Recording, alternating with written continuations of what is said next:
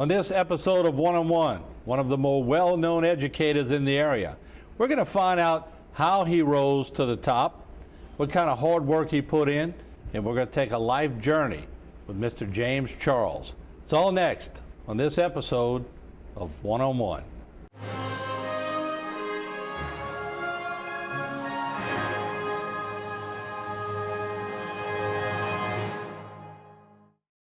One-on-One is brought to you by the Law Office of Waits and Downer.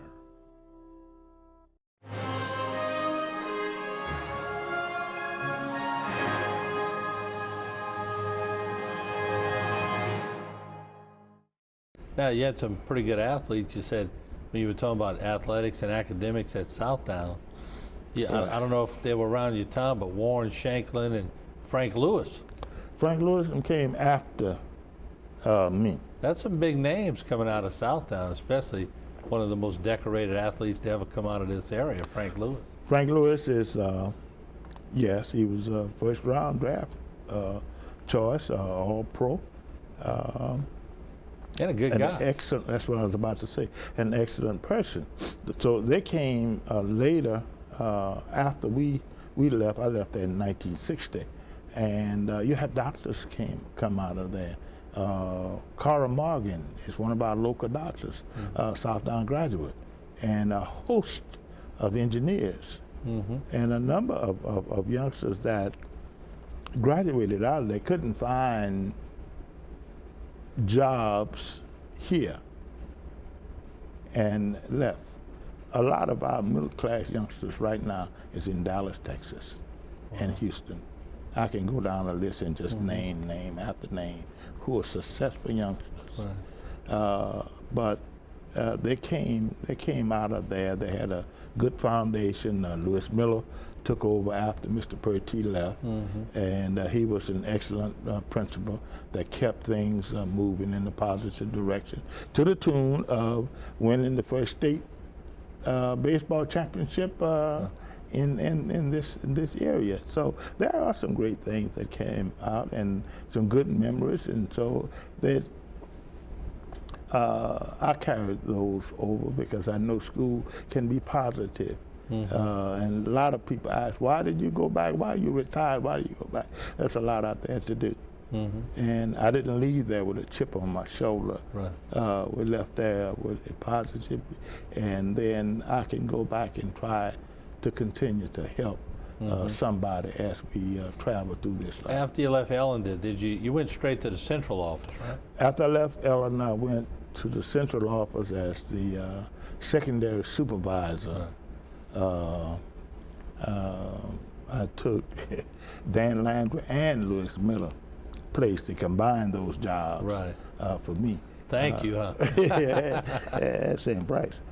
Yeah. But we enjoyed that in helping to develop and helping to move. As the superintendent had said at that time, he wanted to move to a higher level, and you know, we made some things. We had some things to change in that era. Whereas we went to the 4x4 academic plan, which would give kids more opportunities to explore in high school. Who was superintendent? Was it Brazier or Fidesco at that point? Fidesco. Fidesco? Okay. And as a matter of fact, when that came about, I was his assistant. And, well, I was the supervisor, take that back. And Mr. Bordelon was the assistant. But we brought that out, and we were able to change, and better things happened. You know, because prior to that, you had 23 academic units you needed to graduate, and you had 24 chances to do it. Wow. So if you mess up with math and science, you threw and the kid quit. But with the 4x4, now it's the same amount of time that's involved in those classes, because the classes actually go an hour and a half. Right. They had more opportunities to do things, and they were able to put calculus in, and you know, they did a lot of things that helped. And when you can get 13 valedictorians in one school and 14 in the other one, something is happening very, very good. Yeah. When you got the head job and you were the superintendent, how much did you reflect back to the early days, walking to school and all of that and going, man, what a journey, what a story. When they call your name and say that, and you receive, I think I received all the votes from the board, and I was able to raise my head up and with pride, and the first thing that hit, you cannot fail. Mm-hmm. You have to bring this forward. Right. And really the thing that when I got out, I had become ill. I had to leave. Mm-hmm. Had some serious problems. Right. And but we had a lot of cooperation from principals and supervisors while we were there, which made things easy. Right. You know, my entire career centered around student achievement and getting the best out of our students. Mm-hmm. You know, I had friends really all over the state, principals when I was there, and I always wanted to beat them. Mm-hmm. I wanted to have the best schools in the area. Mm-hmm. And I tell everybody now that they talk about our school. No, we're not where we're supposed to be, where I would like to see us. But we had a good school system. Mm-hmm. I've gone to going into schools where the principal couldn't go outside. Guards were running the school. Here, our teachers are still put in duty. Right. You know, now, was it the best thing for them? No.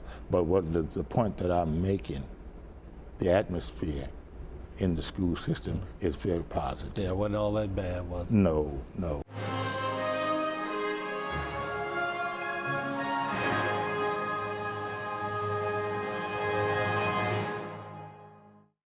For all of your cases, including those with catastrophic significance, call Waits and Downer Law Firm.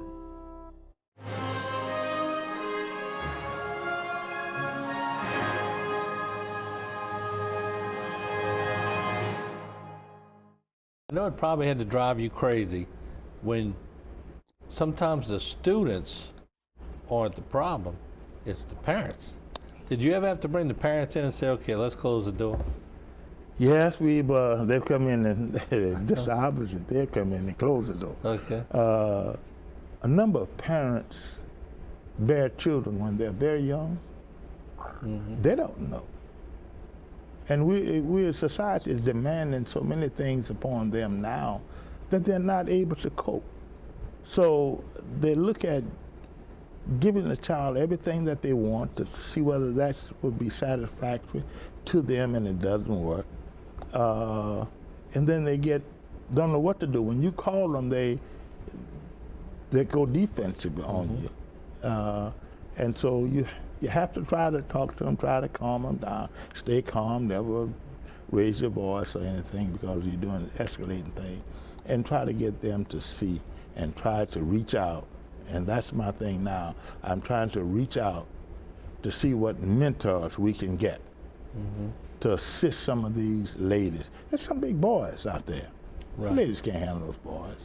So when they come into the office, they're already frustrated, you know, so they don't know what to do. So what you do is you try to work with them and help them out, and some of them will not sink in, regardless of what you say or do. And but you don't give up.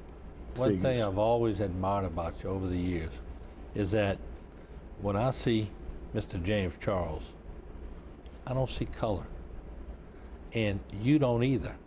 And I'll tell you why I know, because you've gone against some members of the black community, have tried to go after issues sometimes where you stood against them.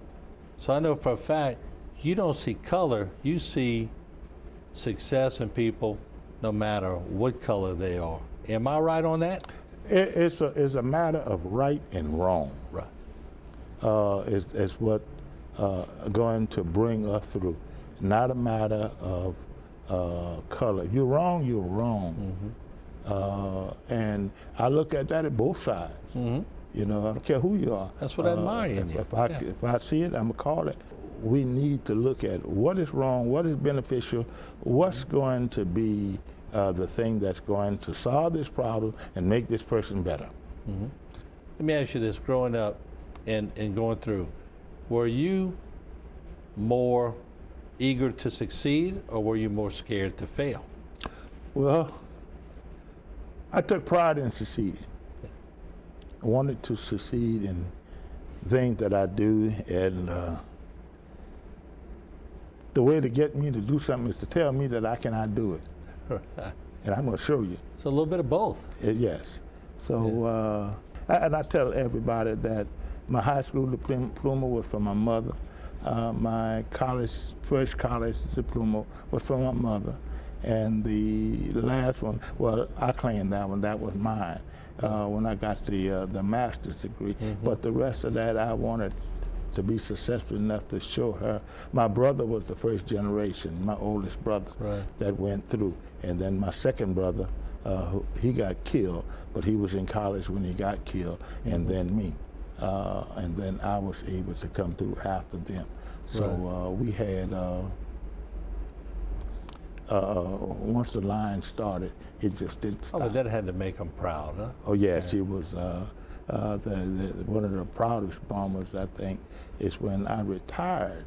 And they were, the school board members were thanking me for what had happened, and my mother was late, and they stopped the meeting and went back and started over so that she can hear everything that was said. That's incredible. That's great. So I was happy about that and wanted her to see. She lived a number of years, and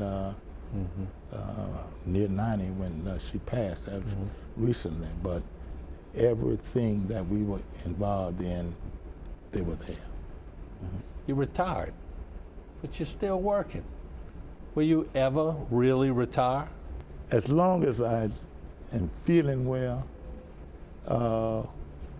and know that there's work to do, then I must do it. Anything that you see that your hands can do, you should do it. And I enjoy the teaching and learning profession. Make no qualms about that.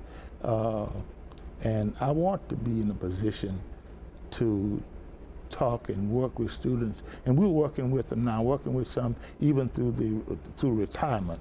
I'm president of one of the teacher retirement systems, and we're going into to begin schools, going into schools to start telling children and working with them on how to apply for college, what is needed.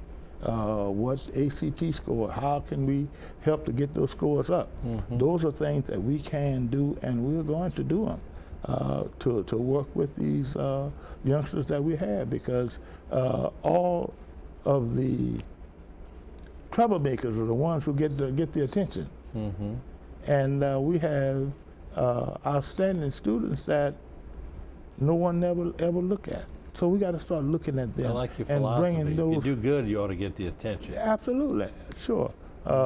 We want to work with them too. So we're going to start, and I may come back and ask you to do a community service announcement for me, because I want to get our people. You know, we'll do whatever we can to help you. Yeah, get into those schools and do some things that will help them out. Absolutely. We can't sit back. We got this junior college here. We have a 4-year college. We have 4 years all over the state.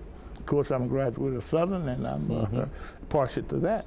But and we're going to try to get them in there also.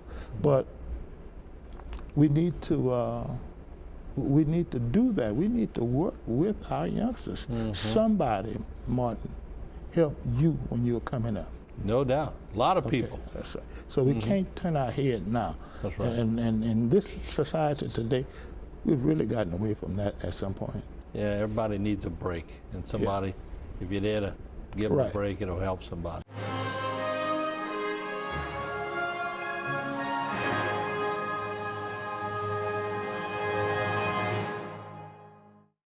For all of your cases, including those with catastrophic significance, call Waits and Downer Law Firm.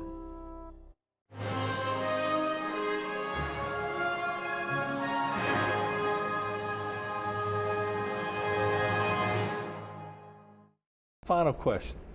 If I got all the teachers you work with over the years and coaches and those students that came back to you and they're lawyers and engineers now, and then I got your family, and I was able to bring your mom and dad back for coffee, and I got them all in one room. I said, one word, I want you to describe James Charles to me. What's the one word you would hope that they would say about you? Helpful. Big word that means a lot of things in a lot of different arenas too. That's what I would hope that all of them could say, that he tried to help somebody. Mm-hmm. When you stepped in that needed time to be superintendent, it was helpful.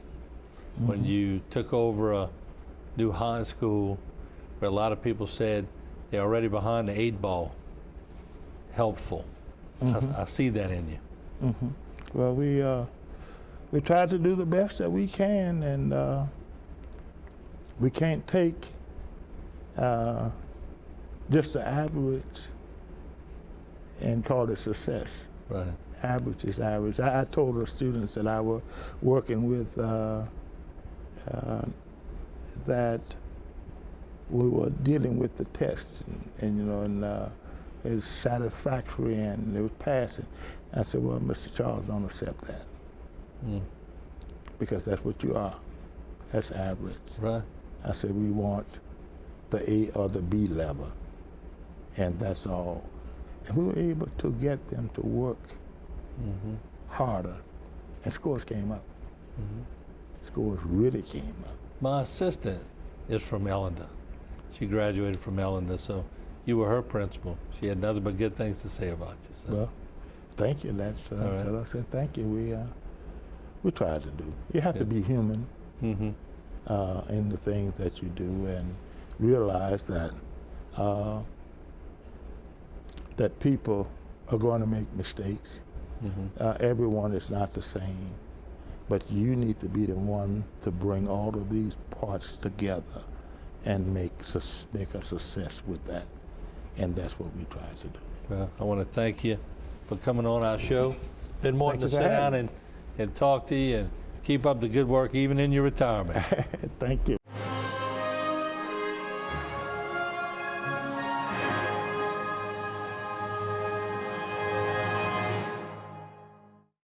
For all of your cases, including those with catastrophic significance, call Waits and Downer Law Firm.